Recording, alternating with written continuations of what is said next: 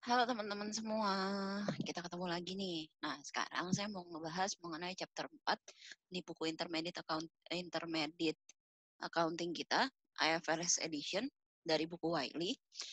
Nah, kita akan diskusi mengenai income statement and related information. Di sini kita akan lebih ngebahas income statement tuh apa sih, bentuknya bagaimana, dan informasi apa aja yang bisa kita dapat dari si income statement ini. Oke, jadi kita langsung aja ya teman-teman. Oke, pertama kita mulai dari apa sih kegunaan dari income statement. Nah, di slide ini ada kasih ditulis usefulness-nya. Oke, kita mulai satu-satu untuk mengevaluasi performance masa lalu. Jadi, supaya kita bisa melihat selama satu tahun belakangan gitu ya. Karena biasanya kan untuk periode misalnya gini, tahun ini adalah 2020.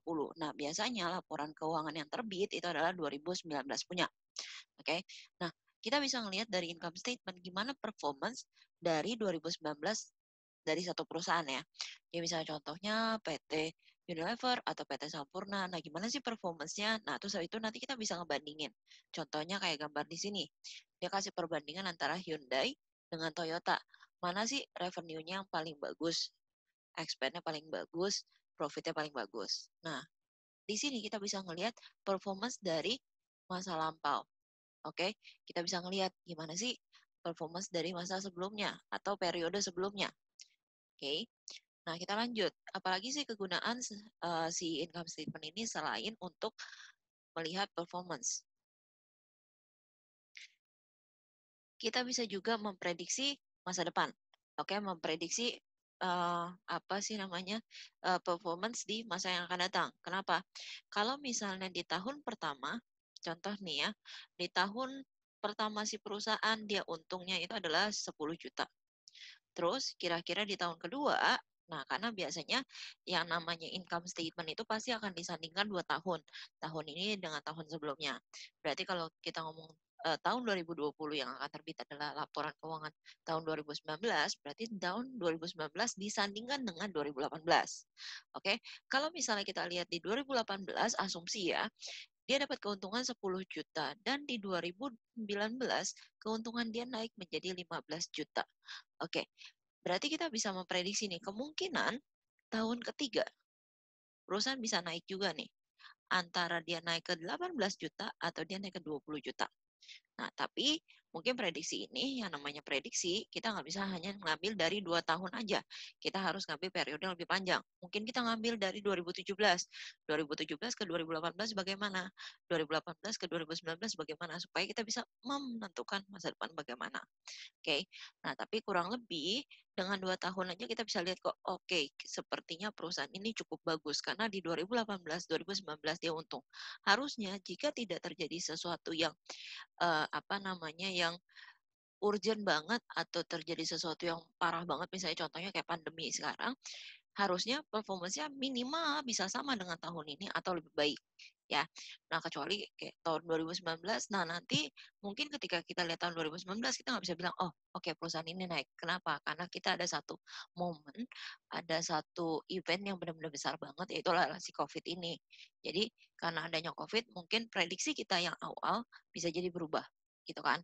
Nah, tapi andai kan tidak ada COVID, harusnya prediksinya adalah harusnya tahun 2020 si perusahaan itu bisa sama baiknya dengan 2019 atau bahkan lebih baik. Oke, bahkan bisa lebih naik. Misalnya contohnya kenaikan di 2018 dibandingkan dengan kenaikan di 2019. Oke, nah itu untuk memprediksi masa depan atau memprediksi kinerja di masa yang akan datang. Bukan memprediksi masa depan ya, kayak memprediksi masa depan kayaknya bahasanya berat ya karena apa namanya istilahnya kayaknya kita paranormal banget gitu ya. Nah, untuk yang ketiga, ini adalah kita bakal bisa membantu kita untuk menilai, memprediksi. Nah, yang sekarang kita prediksi itu adalah resiko, ya, memprediksi resiko dan ketidakpastian untuk mengachieve cash flow, oke, untuk mengachieve future cash flow. Nah, oke, ini lebih ngomongin masalah begini loh. Nah, di gambar sini kayaknya udah cukup jelas ya. Misalnya gini, di sini ada operating income. Operating income-nya yes, tapi ternyata net income-nya bisa jadi kita nggak tahu bagaimana gitu. Kenapa? Karena ada unusual item. Oke. Nah, unusual item ini yang bisa bikin kita punya resiko. Misalnya contohnya ternyata ada perusahaan yang melaporkan discontinued operation-nya cukup tinggi. Ya, misalnya dia untung sih tahun ini, tapi kok discontinued operation-nya itu cukup tinggi ya? Kenapa ya? Apakah dia banyak nutup pabriknya atau apakah dia tuh banyak tutup gerainya, tutup tokonya gitu kan misalnya contoh. Nah, itu bisa membantu kita untuk ngelihat apakah di masa yang akan datang ada resiko yang sama, discontinued operation-nya bisa tinggi. Oke, jadi kita bisa ngelihat apakah nanti future cash flow-nya itu bakal bisa bagus. Oke. Nah, tahu contoh lainnya ternyata di dalam item expense-nya AFDA-nya tinggi banget ya.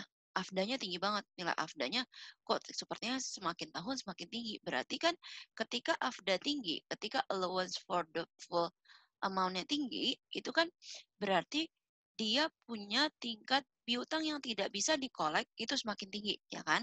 Nah, kalau misalnya dari tahun ke tahun ternyata nilai allowance dari piutangnya itu tinggi, berarti kita bisa lihat bahwa si perusahaan ini punya tingkat kolektibilitas atas piutangnya yang sangat rendah. Berarti ada resiko tahun depan pun seperti itu. Tahun depan berarti bakal ada lagi nih orang-orang yang nggak bayar gitu. Nah, berarti cash flow-nya akan sedikit dipertanyakan gitu ya. Nah, tapi ini adalah kegunaannya. Jadi kita bisa memprediksi dulu, kita bisa alert dulu dari awal, kita bisa bisa menentukan dulu kira-kira ke depan tuh perusahaan akan seperti apa sih gitu ya. Nah, terus kalau kita udah ngomongin kegunaannya, sekarang kita ngomongin limitation-nya atau keterbatasannya. Nah, keterbatasannya juga ada tiga. Kalau tadi usefulness-nya ada tiga, sekarang limitation-nya ada tiga. Nah, limitation-nya kita ngomongin masalah perusahaan tidak bisa menghitung secara reliable. Perusahaan tidak bisa menghitung secara reliable. Misalnya, ada item pendapatan yang harusnya tidak masuk, dimasukin. Contoh, unrealized gain yang harusnya tidak masuk, dimasukin. Atau ada pendapatan yang harusnya dimasukin tapi nggak dimasukin. Ya, ngomongin soal masalah contohnya di sini adalah brand value, unrealized earning. Oke. Nah, jadi kalau misalnya andaikan perusahaan tidak melaporkan secara reliable atau secara tidak terpercaya, berarti hasil dari income statement pun akhirnya gagal untuk dipakai memprediksi masa depan tadi, memprediksi resiko tadi dan lain sebagainya gitu ya. Nah, terus yang kedua adalah terkait dengan metode accounting yang mereka pakai. Nah, di sini ada contohnya. Yang satu pakai straight line, yang satu pakai accelerate depreciation atau double decline misalnya. Nah, kalau misalnya si perusahaan, kan kalau misalnya namanya accounting method itu terserah perusahaan yang maunya pakai apa gitu ya. Kalau dia pakai straight line, kecenderungan net income dia pasti akan tinggi. Tapi kalau dia pakai accelerate depreciation atau double declining, di mana kita tahu awal-awal pasti akan tinggi nih ya. Berarti kemungkinan net income di tahun-tahun pertama bakal tinggi. Tapi nanti di tahun-tahun berikutnya akan lebih, sorry, di tahun awal itu akan lebih rendah kalau accelerate, karena dia kan depreciation amount-nya akan lebih tinggi, sehingga net income-nya akan lebih rendah. Sedangkan kalau pakai depreciation, straight line, dia bakal straight ya. Nah, ini akan berpengaruh. Metode salah satu contohnya aja hanya metode depreciation. Metode depreciation ini aja bisa pengaruh sama net income-nya. Apakah net income-nya akan lebih tinggi ataukah akan lebih rendah. Nah, sedangkan net income ini yang akan kamu pakai untuk predik resiko dan lain sebagainya. Oke. Nah, terus yang ketiga. Oke, lanjut dulu. Oke, ada resiko yang ketiga. Resiko yang ketiga itu adalah income income measure involve judgment. Oke. Ngomongin masalah high useful lifetime itu kan perusahaan yang bakal apa namanya, yang bakal nentuin. Low warranty cost juga perusahaannya bakal nentuin dia kira-kira akan meng apa namanya, estimasi berapa sih warantinya, terus habis itu bad debt juga iya. Nah, kalau misalnya useful life makin lama ya, useful life makin lama pasti depreciation amount-nya makin rendah.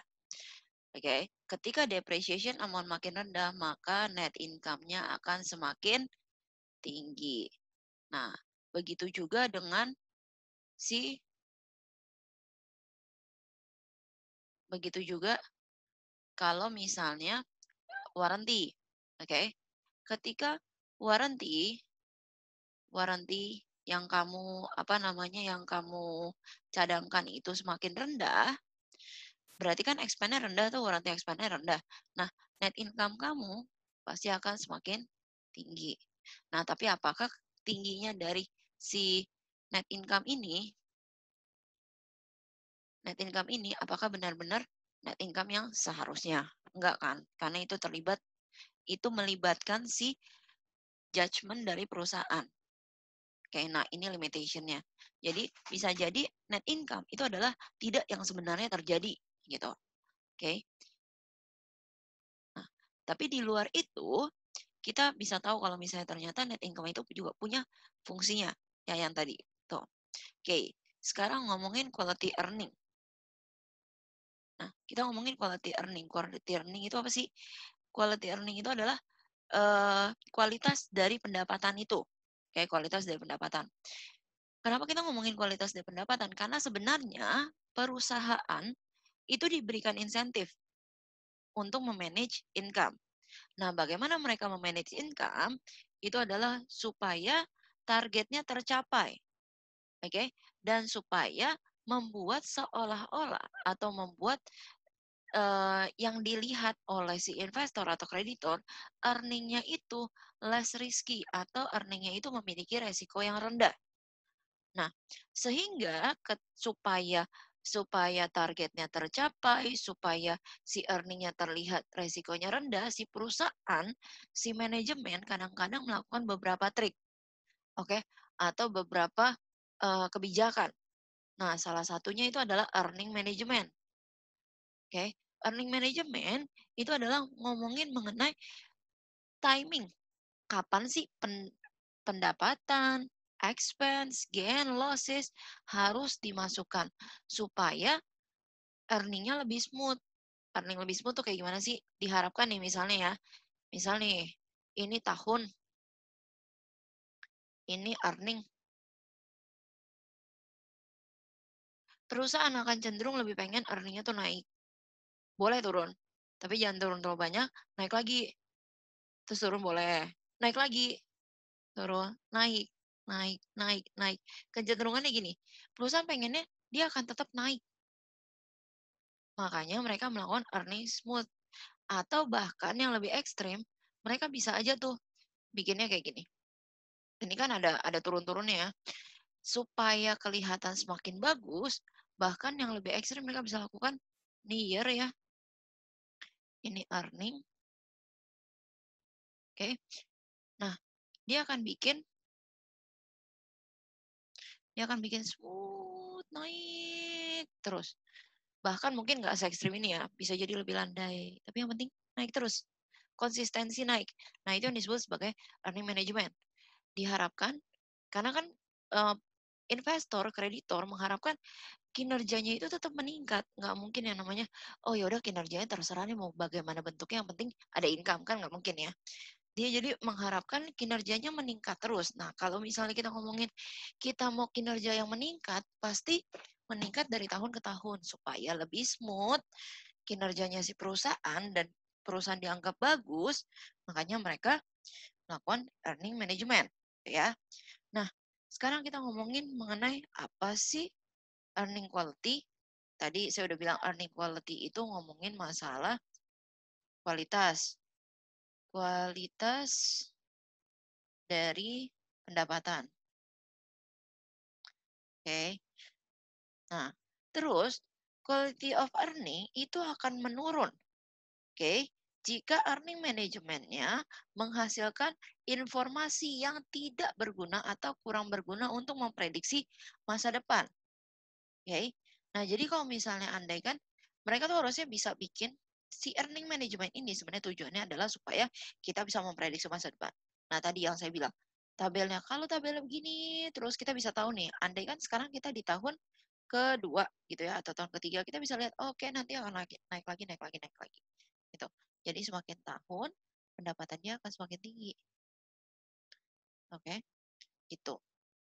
Nah, jadi kalau quality earning yang kurang bagus adalah ketika kita tidak bisa memprediksi masa depan seperti apa. Misalnya contohnya tahun ini naik, tahun ini turun, tiba-tiba naik, terus turun lagi, terus naik lagi, terus turun lagi kayak roller coaster gitu ya. Itu pasti akan jauh lebih sulit untuk memprediksi masa depan kayak apa gitu. Nah, jadi makanya kenapa sih perusahaan kadangkala suka melakukan earning management. Nah, salah satu earning management yang mungkin mereka lakukan adalah dengan estimasi yang bisa mereka pakai gitu ya. Oke, sekarang kita lanjut. Elemen. Nah, ketika kita udah mulai mengenal apa sih income statement dengan apa gunanya mereka dan bagaimana mereka memiliki keterbatasan dan bagaimana perannya si perusahaan dalam menentukan apa namanya si kualitas dari pendapatan tersebut gitu ya. Nah, sekarang kita lihat apa sih elemen dari laporan keuangan. Yang pertama, elemen dari laporan keuangan adalah income. Oke, nah ini sepertinya kemarin udah sedikit saya bahas gitu ya. Income itu adalah increase in economic benefit during accounting period, hanya pada periode tertentu. Satu periode aja. Oke. Nah, jadi biasanya walaupun nanti disandingkan dengan periode kedua atau periode sebelumnya, mereka akan satu periode masing-masing. Nggak boleh dicampur. Oke, nggak boleh dicampur. Misalnya gini, gitu ya. Ini periode satu, periode dua, ini periode satu, tapi mereka sering beririsan. Nggak mungkin. Karena mereka pasti terpisah. Ya, nggak mungkin begini. Oke.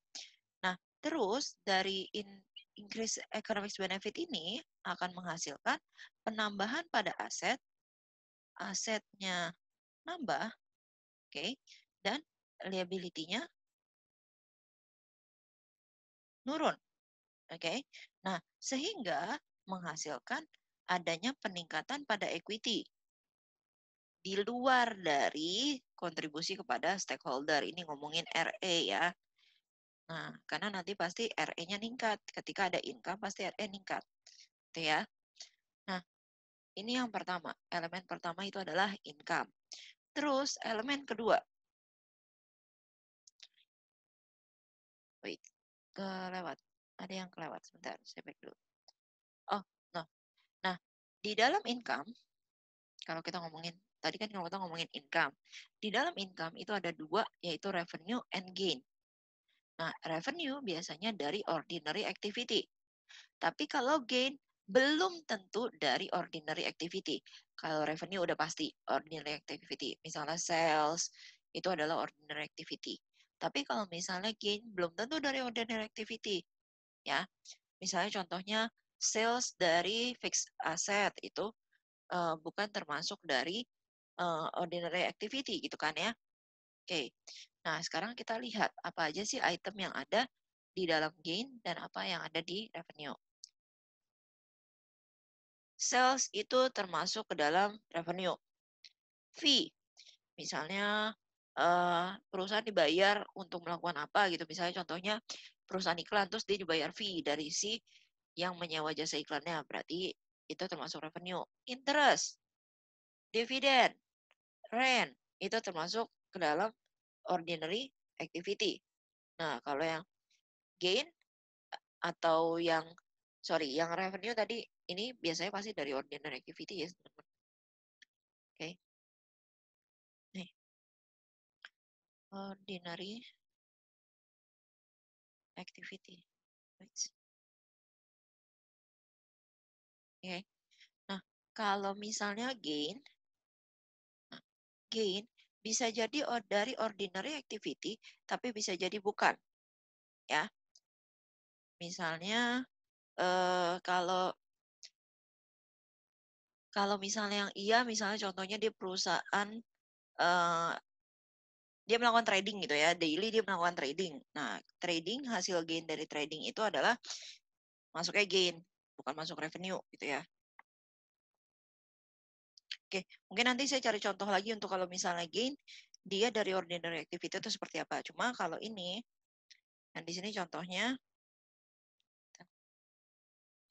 itu adalah dari gain on sell the long term asset, sama unrealized gain on trading. Oh, nih. Ini adalah yang dari ordinary. Itu kan mungkin aja biasa terjadi ya kalau kamu jual aset. Contohnya kalau misalnya perusahaan IT, biasanya mereka punya komputer. Oke, mereka punya komputer atau laptop-laptop di mana mereka akan menjual si komputer ini. Sebentar, itu saya bagus. Komputer atau laptop ya. Nah, si komputer atau laptop ini biasanya durasi pakainya itu adalah 3 sampai 5 tahun. Nah, setelah 3 sampai 5 tahun mereka akan dispose. Oke, mereka akan dispose, mereka akan jual. Nah, jadi per 3 tahun sekali atau bahkan per 1 tahun, karena kan pasti belinya beda-beda gitu ya.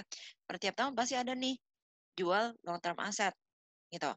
Nah, tapi kalau yang dari non ordinary activity biasanya unrealized trading. Oke. Nah, terus kalau misalnya yang uh, ordinary activity lainnya, misalnya contohnya kalau kamu punya fixed asset tapi yang kamu nilai berdasarkan fair value. Nah, biasanya itu ada gain or loss-nya lagi, gitu kan. Oke, lanjut. Ini adalah contoh dari gain, contoh dari revenue. Kita lanjut, ada item apa lagi? Expense. Item kedua itu adalah expense. Kecepatan. Oke. Kalau tadi income adalah increase in economics benefit. Kalau expense itu adalah decrease in economics benefit selama periode accounting. Sama, hanya satu periode ya. Dia nggak mungkin gabung. Oke. Menyebabkan adanya penurunan aset. Oke, penyebabkan adanya aset yang menurun atau liability-nya nambah. Ya, kalau tadi kan asetnya nambah, liability-nya turun. Kalau ini kebalikannya, expand menyebabkan aset nambah, aset turun, liability-nya nambah kalau expense. Kalau revenue, asetnya nambah, liability-nya yang turun. Nah, sehingga si equity-nya pun turun. Nah, ini juga di luar dari distribusi kepada si stakeholder. Nah, ini masih ngomongin mengenai RA juga, ya. Oke, kita lanjut. Expense juga ada dua macam, yaitu loss sama expenses. Nah, kalau expenses, kita ngomonginnya dari ordinary activity. Kalau loss bisa jadi dari ordinary activity, bisa jadi juga bukan. Oke. Nah, di sini dicontohinnya. Oke. COGS itu pasti dari ordinary activity, depreciation, interest, rent, salary, wages, tax. Ini pasti dari ordinary activity perusahaan karena ya ini adalah perusahaan kegiatan sehari-hari si perusahaan terkait dengan gaji, terkait dengan sewa, terkait dengan interest, depreciation, COGS. Nah, yang di losses ini adalah yang ordinary, ini adalah yang non ordinary, gitu ya. Walaupun biasanya sih kalau misalnya yang ordinary pasti dimasukin expenses. Ordinary-nya itu model kayak apa? Ordinary-nya itu seperti kayak eh lebih sering terjadi dibandingkan dengan extraordinary gitu lah ya. Maksudnya kayak daily-nya kayak gini, tapi sebenarnya saya juga sering nemuin ini gitu. Misalnya contohnya kayak eh daily-nya kalau misalnya ke sekolah, uang jajan saya akan saya spend untuk makanan dan buku. Nah, makanan dan buku itu adalah expense. Tapi kalau misalnya tiba-tiba eh ada uang OSIS, bukan uang OSIS, ada donasi misalnya. Donasi itu adalah termasuk LOSIS misalnya ya. Walaupun kita nggak bisa menganggap donasi itu sebagai LOSIS. Tapi karena donasi itu ada dan mungkin sering terjadi gitu ya. Nah, tapi nggak bisa dibilang benar-benar ordinary juga. Nah, sedangkan kalau misalnya yang non-ordinary atau extraordinary, mungkin kayak contohnya kamu harus tiba-tiba ke rumah sakit karena kamu amit-amit ditabrak gitu ketika pulang sekolah. Nah, itu extraordinary. Ngerti lah ya maksudnya? Oke, sekarang kita lanjut. Oh, sama unrealized losses and on trading securities. Ya. Nah, sekarang intermediate komponen dari si income statement. Saya keluarin dulu semuanya. Oke, ada ke 10 nggak? Oke, ada. Nah, jadi teman-teman, kalau kamu udah belajar intermediate, ini adalah komponen yang akan ada di laporan keuangan. Nah, nanti setelah ini saya akan kasih lihat bagaimana sih laporan keuangan yang asli. Oke, mungkin di part ini atau mungkin di part 2. Nah, kalau di sini kita bakal lihat pasti komponen pertamanya itu adalah sales or revenue. Ini komponen pertama. Nah, setelah sales or revenue, kamu akan punya COGS. Nah, revenue COGS nanti dikurang ya. Ini dikurang, hasilnya adalah gross profit. Nah, nanti gross profit akan dikurangin sama ini semua. Oke. Nah, ini selling expense, administrasi and general expense, other income and expense. Kamu total dulu. Nah, nanti kamu kurang sama ininya di total, maksudnya 1, 2, 3-nya ini ya. Sorry, 3, 4, 5-nya ini di total. Terus kamu kurang, saya tulis di sini, 3 tambah 4 tambah 5 kurang, sorry, berarti dibalik. Nah, untuk dapat income from operation ya, 2 dikurang 3 tambah 4 tambah 5. Oke, ini adalah untuk dapat income from operation. Nah, setelah income from operation nanti ada financing cost. Oke, financing cost ini ngomongin interest. Interest expense. Ya. Nah, nanti interest expense, jadi habis income from operation dikurangin interest expense, dapatlah interest before income tax. Terus dikurangin sama income tax, dapat income from continuing operation atau pendapatan dari operasi yang sedang berjalan, yang sampai saat ini masih berjalan di dalam perusahaan. Nah, nanti akan dikurang sama discontinued operation, di mana ini udah net of tax.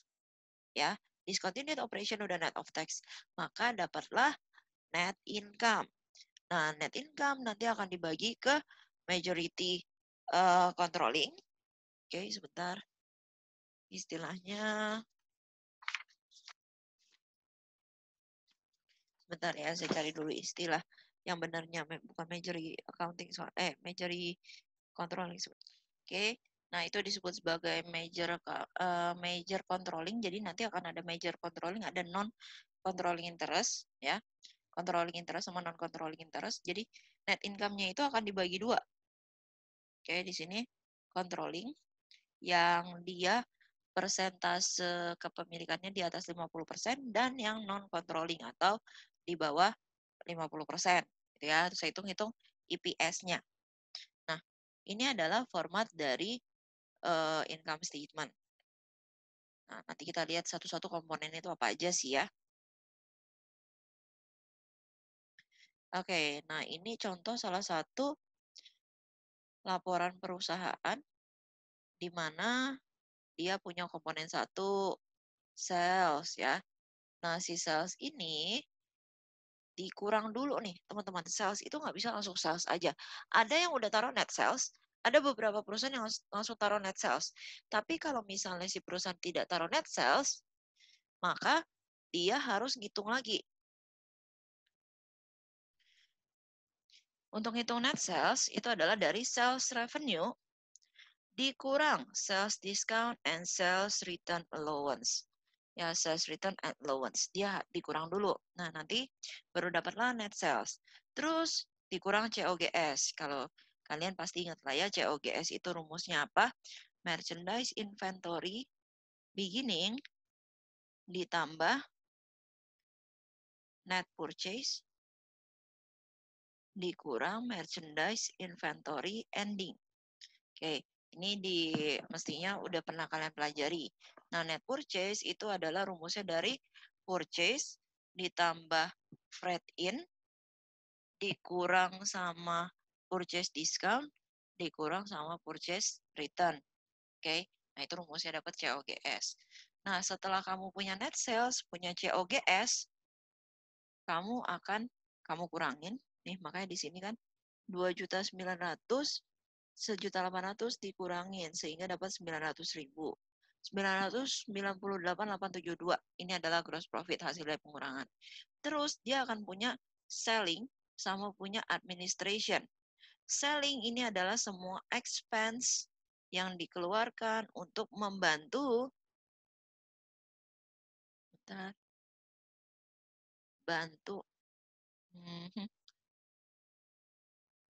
terjadinya sales. Oke, contoh sales salary and commission, sales office salary, travel and entertainment, advertising. Ini ngomongin biaya-biaya yang bisa ngebantu terjadinya si sales.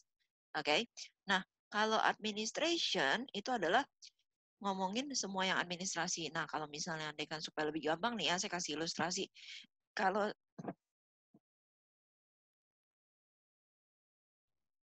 Oke, kalau saya bisa kasih contoh, mungkin kalau si selling ini, misalnya contohnya gini ya, Carrefour misal. Carrefour itu kan pasti penjualannya terjadi di gerai-gerai Carrefour-nya yang ada di mall-mall, ada berdiri sendiri sebagai Carrefour-nya aja gitu ya. Pokoknya di gerainya gitu ya. Nah, berarti ini selling expense adalah semua yang terjadi di toko Carrefour-nya. Kayak toko Carrefour atau toko Giant. Sedangkan kalau misalnya administrasi ini adalah yang di office-nya. Oke, supaya kamu lebih gampang ngertinya gitu ya. Nah, untuk selling sama administration tetap terjadi dalam operation, tetap terjadi dalam kegiatan sehari-hari. Sehingga ketika nguranginnya kamu akan dapat income from operation, termasuk sama other income sama other expense. Nah, other income sama other expense tetap di dalam operation, tapi dia lebih tidak apa ya istilahnya kayak agak jarang sih dan agak sulit untuk memprediksi. Misalnya contohnya gain untuk ngejual kan belum tentu kita tiap kali jual pasti untung dan kita nggak selalu ngejual. Habis itu rent revenue kalau iya ada yang mau nyewa, kalau misalnya enggak dividen revenue itu kan tergantung si perusahaan tempat kita investasi apakah mau bayar kita dividen atau enggak gitu kan ya. Nah, kalau ngomongin ini semua, ini sebenarnya masuk dalam continued operation. Saya bisa bilang continued operation. Operation yang sedang berjalan. Operasi yang sedang berjalan ya. Nah, nanti dikurangin sama tax. Oke. Dikurangin sama interest dari bonds dulu. Coba saya hapus ya. Oke. Dikurangin interest dari bonds and notes. Itu ngomongin kalau kita punya bonds atau kita punya notes payable, terus kita harus bayar interest. Nah, ini interestnya. Nah, setelah dikurangin, kita akan dapat earning before tax. Kayak earning before tax, terus kita kurangin sama income tax, dapatlah net income. Nah, net income ini akan terbagi atas controlling, atas shareholder atau controlling, oke, sama yang non-controlling interest. Nah, ketika udah selesai, kita akan hitung EPS. Cuma ini adalah bentuk income statement yang cukup sederhana, karena nanti kita akan ngomongin bagaimana kalau misalnya contohnya dia punya discontinued operation, bagaimana kalau dia punya comprehensive income, ya. Oke, ini adalah yang dasar dulu, ini bentuknya. Kalian boleh coba pelajari juga di PPT kamu atau di buku kamu, ini juga ada. Jadi coba kalian lihat-lihat lagi, coba kalian hitung-hitung, supaya kalian tahu angka-angkanya itu berasal dari mana aja gitu ya. Oke, kita lanjut. Nah, kalau misalnya di dalam di dalam income statement, di dalam financial statement kamu akan dapetin dua. Sebentar. Sebentar, sorry kecepatan. Nah, di dalam financial statement kamu akan dapat 2 statement sih sebenarnya. No, 5 statement. Salah satunya itu adalah income statement-nya sendiri sama CALK, catatan atas laporan keuangan atau notes of financial statement. Biasanya yang akan kamu lihat hanya selling expense, administration expense. Padahal tadi kan itu rinci gitu, selling expense apa aja, administration expense apa aja. Cuma supaya lebih singkat ngelihatnya, biasa di financial statement akan hanya ditaruh selling expense berapa, administration berapa. Nah, nanti untuk detailnya selling expense itu apa aja, administration itu apa aja, kamu lihat di notes of financial statement atau CALK ya. Terus kita lanjut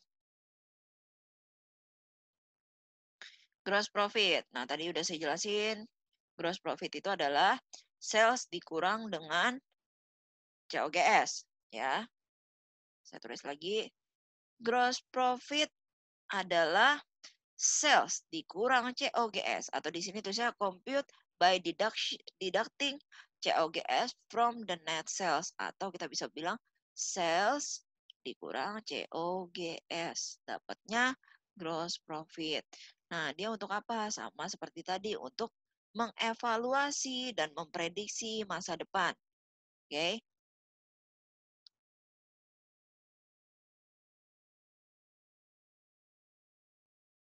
Nah, terus income from operation. Income from operation itu adalah dari gross profit dikurang sama selling and administration expense. Gross profit dikurang selling and administration expense. Oke, ini dapatnya from operation. Nah, terus juga tadi ada beberapa item dari other other expense sama other revenue. Oke. Tapi biasanya sih untuk uh, income from operation itu yang highlightly itemnya itu adalah dari regular business. Oke. Okay? Yang emang udah terjadi secara biasanya gitu. Kayak misalnya interest pun bisa disebut apa namanya? No, bukan interest. Mungkin kayak misalnya tadi kita dicontohin apa ya kalau misalnya ada expense ya. Saya lihat lagi ya.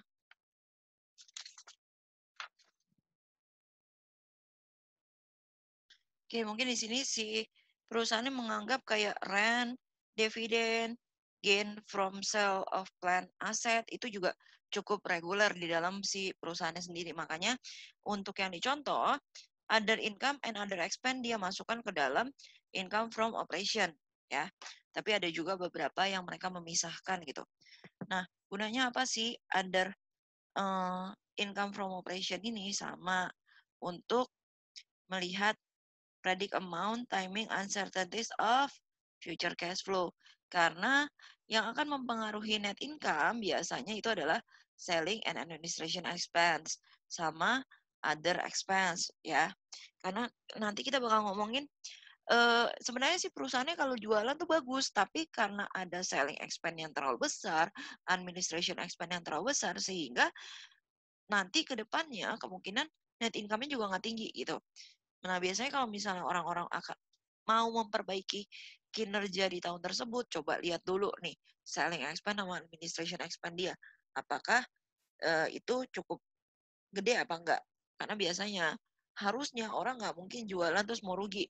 Kalau misalnya dari gross profit-nya aja udah negatif, itu udah pasti jualannya salah deh. Nggak mungkin yang namanya orang jualan di bawah dari modalnya. Misalnya contoh dia beli harga 5.000, dia jual 3.000 kan nggak mungkin.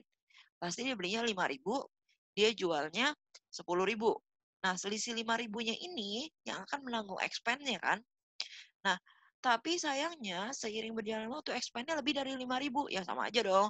Jadi anggapannya kayak operasinya tidak berjalan dengan baik gitu ya. Nah, supaya bisa memperkirakan kira-kira ke depannya bagaimana sih cash flow-nya, bagaimana kinerja ke depan, kita bisa lihat dari income from operation. Kalau misalnya ternyata selling and administration expense cukup besar, tapi si perusahaan nggak mau benerin, ya berarti sama aja gitu ya. Nanti ke depan juga dia bakal tetap merugi gitu. Oke, kita lanjut. Nah, sekarang kita masuk ke expense. Expense kita bisa bagi dua, kita bisa klasifikasikan menjadi dua, berdasarkan naturnya dan berdasarkan fungsinya. Kalau berdasarkan natur, itu ada macam-macam. Oke, delivery sendiri, advertising sendiri, direct labor sendiri, cost material sendiri, employee benefit sendiri, depreciation, amortization sendiri-sendiri. Jadi, expense itu harusnya punya naturnya sendiri. Depreciation nggak bisa digabung sama amortization. Karena amortization kita ngomonginnya itu adalah intangible asset. Depreciation kita ngomonginnya adalah tangible asset. Advertising kita nggak bisa masukin dengan rent. Kenapa? Karena advertising ngomongin iklan, rent ngomongin sewa. Itu beda secara naturnya. Tapi kalau secara fungsi, ya, kalau secara fungsi kita baginya cuma tiga. Secara fungsi kita baginya cuma tiga. Yang satu adalah COGS atau cost of goods sold. Itu ngomongin nanti di dalamnya ada direct material, direct labor, MOH. Itu ngomonginnya di situ. Terus selling expense. Selling expense bisa jadi advertising, bisa jadi sales commission, dan lain sebagainya. Nah, administrasi kita bisa ngomongin masalah depreciation, fixed asset di kantornya, dan lain sebagainya. Jadi, kalau secara fungsi mereka hanya tiga. Cost of goods sold, selling, sama administration. Tapi kalau secara natur, mereka banyak. Gitu ya. Tergantung dari kategori masing-masing. Oke? Nah, ini ada contoh nih. Oke, si perusahaan itu punya item expense berikut. The firm of Tellaris Company, dia punya ada beberapa expense. Pertama itu adalah dikasih tahu sales revenue yang 400.000, cost of service itu adalah staff salary sama supplies expense. Selling at advertising cost, entertainment cost. Entertainment expense. Administration ngomongin utility and depreciation. Nah, kalau kita menyusun laporan keuangan berdasarkan natur, itu akan seperti ini. Jadi kita susun aja, nggak usah membagi-bagi antara mana itu COGS-nya, mana itu selling-nya, mana itu administration-nya. Langsung aja masukin service, kurangin staff, kurangin supplies, kurangin advertising, kurangin utilities, depreciation, and entertainment. Semuanya dihajar. Nah, kalau berdasarkan fungsi, kita bagi-bagi lagi. Ikutin berarti si 115 ini adalah dari 155 dari staff salary sama supplies expense. 145 ditambah 10.000, 155. Terus sellingnya itu adalah dari advertising sama entertainment. 20.000 sama 3.000 di total. Jadi 23. Advertising itu adalah dari utilities expense sama depreciation of building. 5.000 dan 12.000, jadi 17.000. Walaupun hasilnya sama, net income-nya adalah 205.000, ya, tapi secara penyusunannya itu beda.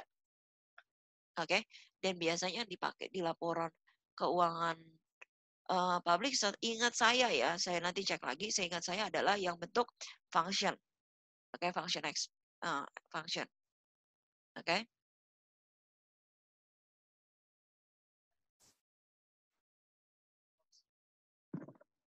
Oke, setelah ngomongin revenue sama expenses, sekarang kita ngomongin gain or loss. Gain or loss itu bisa, ini menurut survei sih ya.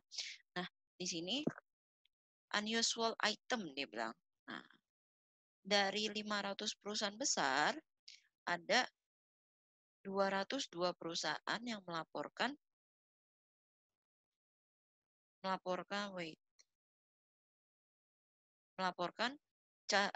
keuntungan dan kerugiannya itu adalah karena restructuring charge, dan ada 289 yang mencatat gain or losses-nya itu adalah karena write down sama penjualan dari aset. Restructuring charge itu apa sih? Restructuring charge itu adalah biaya untuk restrukturisasi. Nah, misalnya contohnya pindah kantor, pindah pabrik, atau mereka melakukan kegiatan restrukturisasi lain yang terkait dengan apa namanya, supaya si perusahaan itu bisa diatur ulang gitu ya, untuk mengatur ulang si perusahaan. Nah, biasanya cost-nya itu terjadi hanya satu kali keluar. Nah, sedangkan untuk yang write down gain or loss biasanya terkait dengan aset tetap, oke, atau asetnya si perusahaan.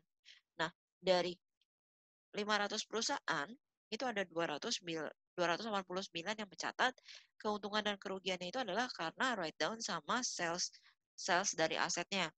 Hanya 202 yang karena restrukturisasi charge gitu ya. Oke. Nah, berarti kita bisa anggap gain or loss biasanya perusahaan catat itu karena adanya keuntungan dan kerugian karena penjualan aset atau write down aset.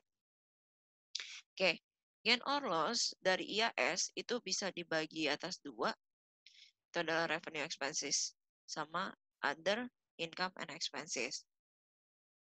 Oke, itu dibagi atas dua nih, gain or loss, gitu ya. Revenue expenses, other income, other expense. Ini sama nih, bisa menghasilkan gain or loss, tapi ini adalah untuk daily activity. Nah, ini other income, other expense, sama bisa menghasilkan gain or loss, tapi dia dari non-daily activity. Oke, dia nggak benar-benar tiap hari. Kalau misalnya kayak kita jualan, itu kan tiap hari, tiap bulan gitu ya. Nah, tapi semuanya ini harus dicatat sebagai income dari operation, dari continued operation. Kenapa? Karena ini benar-benar terjadi dalam perusahaan. Nah, nanti kalau yang nggak terjadi, udah anggapannya kayak perusahaannya menutup sebagian lini, nah itu adalah dari discontinued operation. Ya, jadi kita ada continued operation, ada discontinued operation. Tapi apakah setiap periode pasti ada discontinued operation? Belum tentu. Kalau dia nggak ada ngebuang dan lain sebagainya, harusnya nggak ada. Ya, oke, kita lanjut.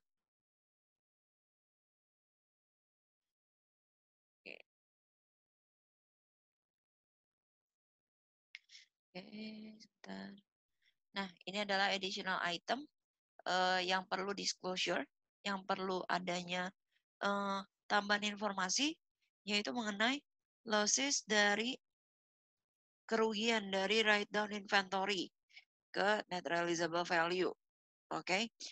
Nah, habis itu untuk recoverable amount dari aset atau reversal atau write down. Nah, ngomongin masalah losses atas asetnya inventory, PPE, dan lain sebagainya. Terus losses dari restruction, restruction activity, atau dia mengembalikan beberapa apa namanya, kayak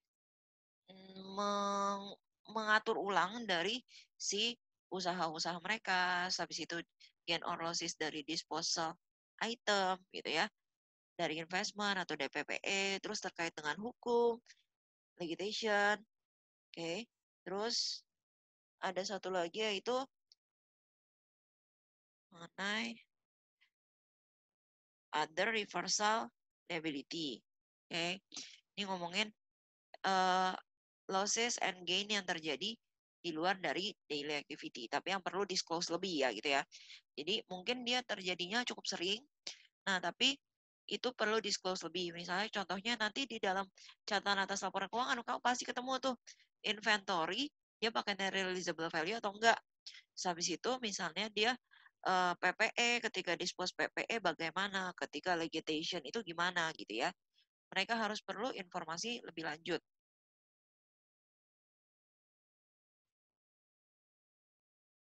Oke, net income sekarang.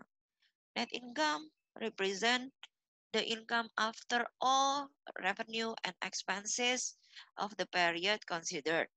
Oke, jadi revenue sama expenses itu harusnya sudah mengconsider semua revenue sama expenses. Udah semua revenue-nya udah ditambahin, semua expenses-nya udah dikurangin. Nah, supaya bisa memberikan informasi yang penting, oke, akan periode tersebut, gitu ya. Nah, si income statement ini biasanya ngasih banyak informasi mengenai apakah pada periode tersebut si perusahaan itu berhasil nggak melakukan kinerjanya dengan baik. Bisa jadi dia tidak melakukan kinerjanya dengan baik pada periode itu ketika dia rugi misalnya ya. Kalau misalnya ketika dia untung berarti bisa dibilang oh kinerjanya cukup baik gitu. Nah, kita lanjut. Oke, sekarang kita ngomongin EPS, part paling bawah. EPS rumusnya itu adalah net income dikurang preferred dividend dikurang weighted average of ordinary share outstanding. Ya, jadi kalau misalnya selama ini atau mungkin ada beberapa buku, beberapa penulis yang menulis net income EPS itu adalah net income dibagi sama outstanding share. Sebenarnya rumus aslinya adalah ini. Net income dikurang preferred dividend dibagi sama weighted average of ordinary share outstanding. Bukan hanya berapa yang outstanding, tapi weighted average-nya. Ya. Nah, ini kenapa sih harus dihitung? Kita supaya bisa melihat bisnis indikator, oke? Okay? Berapa sih keuntungan dari satu lembar saham? Gitu. Misalnya contohnya gini, kamu punya 1.000 lembar saham PT X, XW gitu ya. Nah, si XW ini itu EPS, berarti anggapannya dari keuntungan dia, seluruh keuntungan dia, kamu akan dapat satu lembarnya itu berapa? Misalnya contohnya EPS dia adalah 5, berarti kamu punya 1.000 lembar, satu lembar kamu itu akan mendapat keuntungan 5 US dollar. Oke, masing-masing dari 1.000 lembar saham kamu akan mendapat keuntungan 5 US dollar. Nah, sebenarnya EPS itu adalah yang makin tinggi makin bagus. Berarti kan kamu bisa menghasilkan kinerja yang bagus buat si pemegang saham kamu gitu ya. Nah, biasanya dinilai dengan berapa dolar yang bisa dihasilkan dari masing-masing ordinary share yang tadi saya bilang. Tapi sekali lagi teman-teman, EPS tidak selalu pasti adalah hasil yang akan kamu dapat. Ya misalnya kayak kamu punya 1.000 lembar saham, terus kamu masing-masing lembar sahamnya kamu akan dapat 5 dolar gitu ya keuntungannya. Nah, itu belum tentu benar-benar kamu dapat. Kenapa? Karena earning per share hanya hitungan based on net income. Dari net income dibagi seluruh lembar saham yang perusahaan punya, kamu tuh dapatnya berapa? Tapi belum tentu earning per share akan dibagikan full kepada kamu. Nah, earning per share belum tentu dibagikan. Kenapa? Karena si perusahaan pasti akan punya rencana gitu ya. Nggak semua net income-nya bakal dibagi 100%. Mungkin yang akan dibagi hanya 10%, 20%, setengahnya atau lain sebagainya. Tapi nggak mungkin 100%. Karena itu anggapannya kayak buat cadangan si perusahaan melakukan kegiatan lagi di tahun depan. Mungkin buat project barunya, mungkin untuk nambah karyawan dan lain sebagainya. Oke, nah tapi kalau misalnya nanti kamu mau lihat berapa yang benar-benar kamu dapat, harusnya kamu ngelihatnya bukan earning per share, tapi dividen per share. Ya, dividen per share itu nanti kita bisa ngelihat dari berapa sih total dividen yang dia bayarkan, baru bagi sama outstanding share. Nah, tapi kalau earning per share sebenarnya bisa jadi bayangan lah anggapannya. Bayangan kayak misalnya kamu satu lembar EPS kamu dapatnya 5. Ya asumsi lah ya DPS atau dividen per share kamu bisa dapat 2 atau 3 kan lumayan. Ya sih. Nah, habis itu must be disclosed on the face of the income statement. Biasanya pasti ditaruh di paling bawah. Jadi kalau kamu nyari EPS, nggak usah nyari jauh-jauh. Kamu lihat lembar income statement, oke, okay, income statement, cari paling bawah, pasti ada. Nggak mungkin nggak ada. Oke. Okay? Nah, ini contoh. Contoh si perusahaan mereport 350 US dollar net income-nya. Dan dia mendeklar preferred dividend 50.000. Terus weighted average-nya ada 100.000. Nah, ini informasi udah ada semua. Berarti tinggal 350.000 dikurang 50.000 dibagi 100. Dapatnya 3 per share. Berarti anggapannya dari masing-masing share di 100.000 itu dia akan dapat 3 US dollar per satu share-nya. Oke. Okay? Nah, sekarang kita ngomongin discontinued operation. Discontinued operation biasanya diklasifikasi bakal didispose atau diklasifikasikan akan didispose ya. Jadi komponen di dalam perusahaan tersebut. Nah, bisa jadi itu ngomongin geografis area atau major line bisnisnya atau single bisnis misalnya kayak eh, kalau misalnya Matahari di satu Indonesia itu kan pasti banyak. Misalnya dia bakal nutup salah satu cabangnya di Jakarta. Nah, itu akan masuk ke dalam discontinued operation, ya. Nah, ini pembagiannya kira-kira apa aja gitu ya. Intinya adalah eh, line apa sih yang ditutup gitu. Misalnya contohnya kalau PT Coca-Cola, perusahaan Coca-Cola itu kan ada Fanta, Coca-Cola, Sprite. Misalnya mereka udah nggak mau jualan Sprite lagi di Indonesia gitu. Nah, berarti sih pabriknya Sprite, distributornya Sprite, segala macam itu akan masuk ke discontinued operation, ya. Nah, discontinued operation biasanya akan dimasukkan ke dalam sama, dia pasti akan masuk ke dalam income statement, tapi dia akan dicatat net of tax, ya. Dia akan dicatat net of tax after continuing operation. Jadi setelah kalau misalnya saya bla bla bla bla bla, ini ada net income from continued operation. Nah, di bawahnya sini baru si discontinued operation. Nah, yang bakal dihitung itu adalah gain or loss dari komponennya. Kalau misalnya sebelum berjalan kemarin itu kayak gimana? Biasanya perusahaan itu bakal ngediscontinued karena yang di discontinued itu misalnya line-nya atau misalnya areanya itu rugi. Oke. Nah, setelah kerugiannya itu apa namanya? Selain dari kerugian dari si komponennya itu, keuntungan atau kerugiannya nggak selalu rugi sih. Misalnya contohnya kemarin salah satu yang untung tapi di discontinued itu adalah Matahari Taman Anggrek itu kan cukup besar tuh ya. Tapi karena ada satu dan lain hal yang tadinya dia gain tapi dia harus discontinued, dia harus ditutup. Tuh. Nah, hasilnya ini masih hasil ketika dia operation ya. Ini ngomongin hasil ketika dia masih operation. Terus yang kedua ini adalah ketika dia ngejual, apakah dia untung atau rugi? Oke. Nah, jadi kalau misalnya di laporan keuangan akan bentuknya seperti ini, teman-teman. Contoh nih, si KC Product dia punya dia mau nge-decide untuk discontinued electric. Wait. Di sini ada Kelly Product, dia diversifikasi, terus dia decide untuk discontinued electric division. Di mana selama tahun tersebut dia rugi, si electric division ini rugi. 300.000 net of tax ya. Kalau misal belum net of tax, berarti hitung net of tax-nya berapa. Karena discontinued operation harus sudah net of tax. Nah, terus si Casey ini jual divisi ini pada akhir tahun dan mendapatkan kerugian lagi sebesar 500.000. Dan itu juga udah net of tax. Nah, sekarang dia punya income from continuing operation 20.000. Sekarang kita hitung ya. Gimana cara nyajiinnya sih? Gimana sih cara ngitungnya? Income from continuing operation, discontinued operation, loss from operation. Nah, loss dari kegiatannya dulu ya selama tahun tersebut kan dia rugi 300.000. Itunya dimasukin dulu apa namanya kerugiannya. Terus ketika dijual ternyata rugi lagi. Nah, jadi kerugiannya ini jadi kayak istilahnya double ya, makanya kenapa sih kayak si produk ini ngejual si nge-discontinued si electric division. Sehingga income from